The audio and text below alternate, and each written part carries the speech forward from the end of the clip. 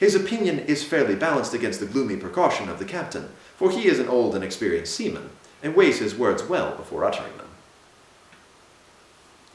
The long impending catastrophe has come at last. I hardly know what to write about it. The captain is gone.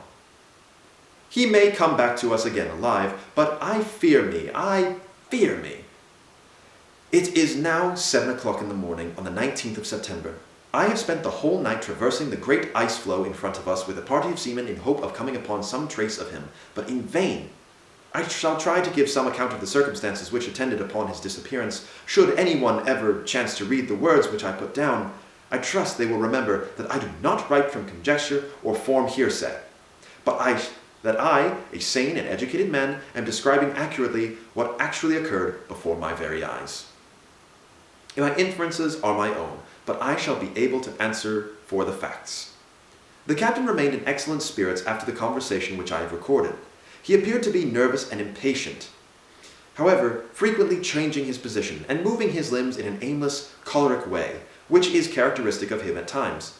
In a quarter of an hour he went upon the deck 7 times, only to descend after a few hurried paces. I followed him each time, for there was something about his face which confirmed my resolution of not letting him out of my sight. He seemed to observe the effect which his movements had produced, for he endeavored by his overdone hilarity, laughing boisterously at the smallest of jokes, to quiet my apprehensions. After supper, he went on to the poop. Little bit of humor for everyone.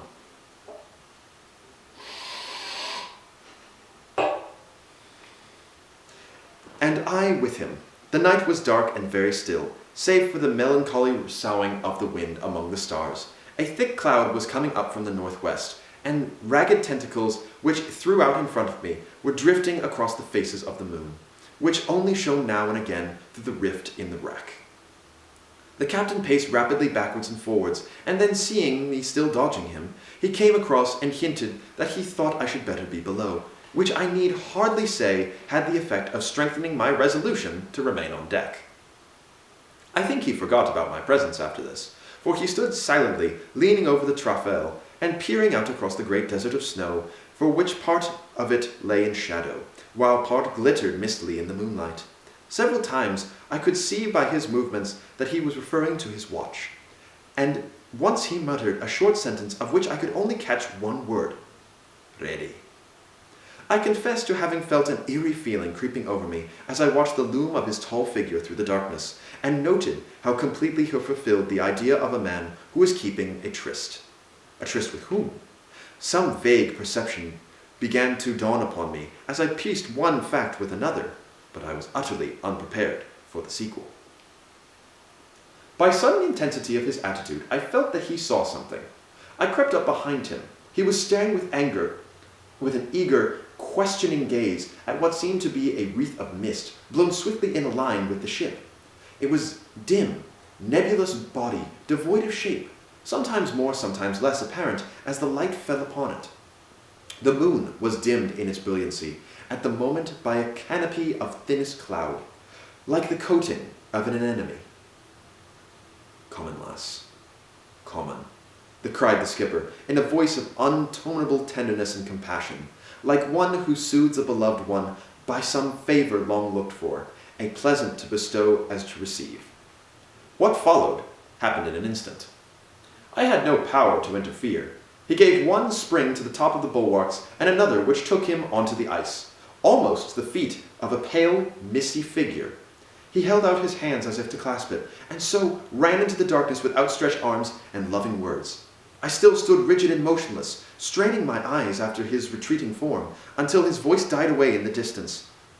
I never thought to see him again, but at that moment the moon shone out brilliantly through the chink in the cloudy heaven, and illuminated the great field of ice.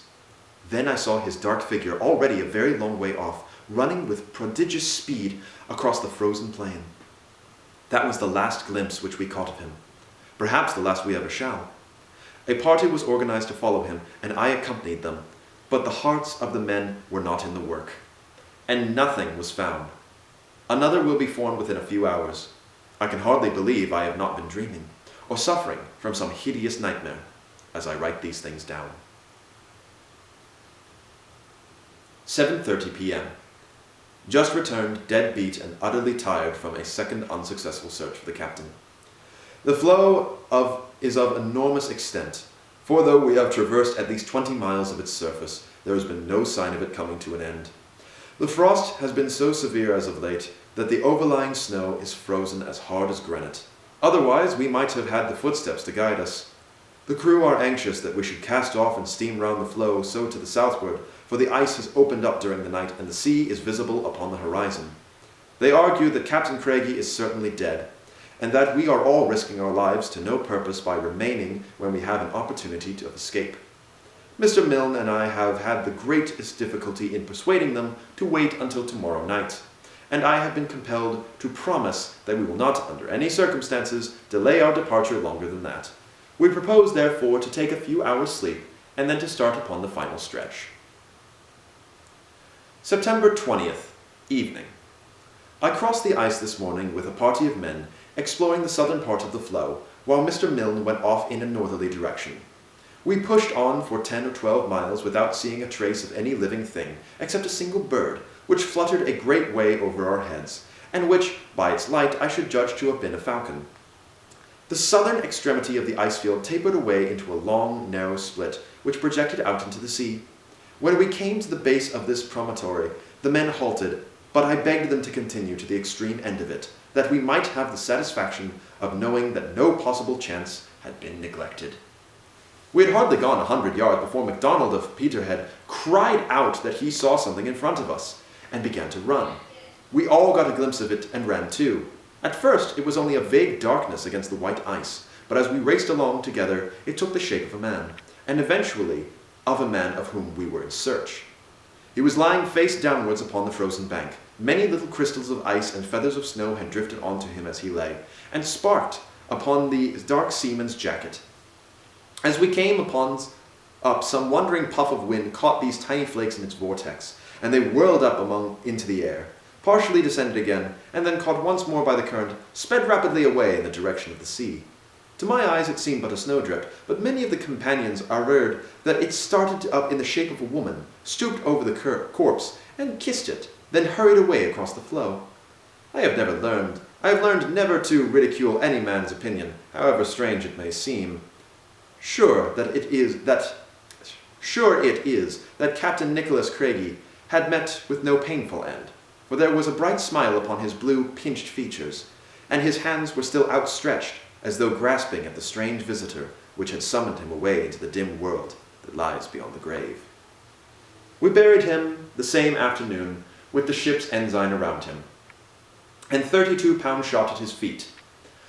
I read the burial service while the rough sailors wept like children, for there were many who owed much to his kind heart, and who showed now the affection with which strange ways had repelled during his lifetime. We went off the grating with a dull, sudden splash, and I looked into the green water as I saw him go down, down, down, until he was but a pale, flickering patch of white hanging upon the outskirts of eternal darkness.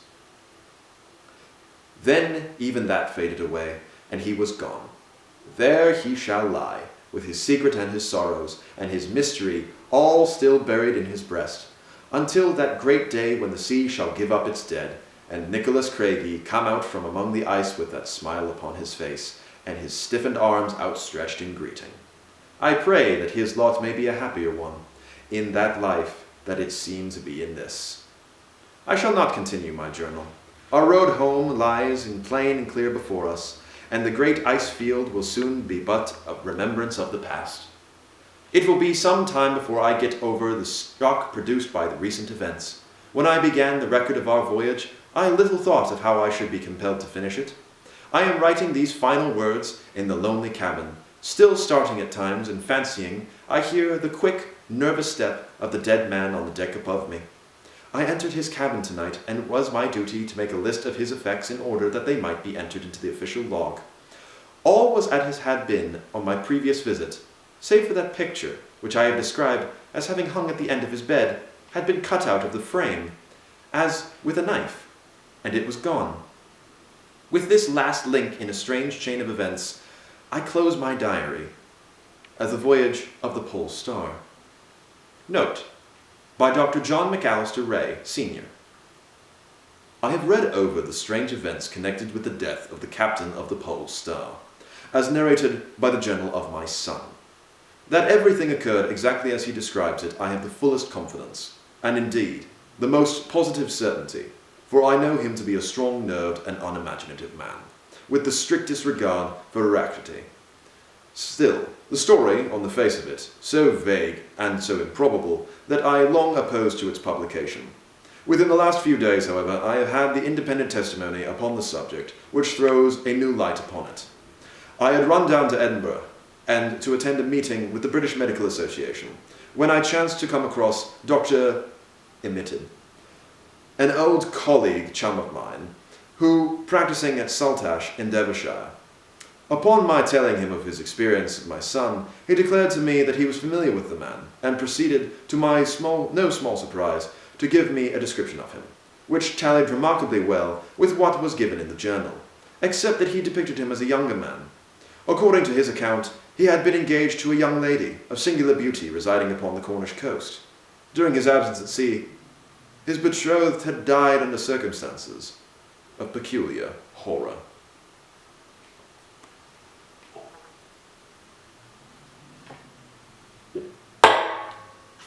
And so ends our reading for tonight. Thank you all very much for joining us here at Meisterhout Theatre. We shall perhaps read other things, depending upon the holidays. I thank you all once again for joining me, and I hope you enjoyed this Christmas horror chill. Thank you for listening.